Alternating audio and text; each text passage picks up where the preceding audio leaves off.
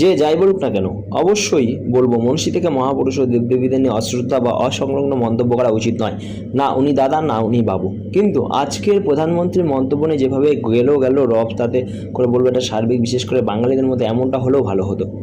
আচ্ছা, যারা ভগবানও লিঙ্গ পরিবর্তন করে ফেলেন, না হলে বিষ্ণু মাতাকে জিজ্ঞেস করুন, বা নতুন সরস্বতী মন্ত্র চালু করে ফেলেন, আর তারা বঙ্কিমদা নিয়ে এত বিচলিত কেন? বিষ্ণু ও সরস্বতী বহিরাগত অবঙ্গলি বলেই তো এই বৈষম্য।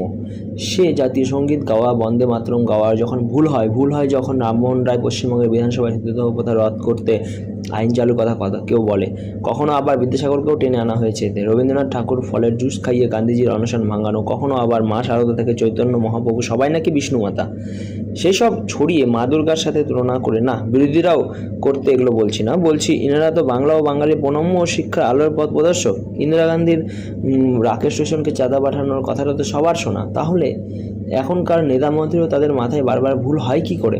এগুলো কি অশ্রদ্ধা ও অপমান নয়? চাকরি চুরি থেকে খুন ধর্ষণ যারা হচ্ছে তারা কি বাঙালি নয়?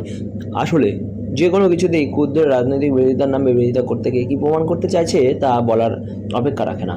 তবে কেউ মানুক বা না মানুক, স্বাধীনতার পর কোনো প্রধানমন্ত্রী বাংলার কোনো মনীষীকে নিয়ে এত দীর্ঘ সময় ধরে আলোচনা ও শ্রদ্ধা জানানো এই প্রথম বলেই মনে করি।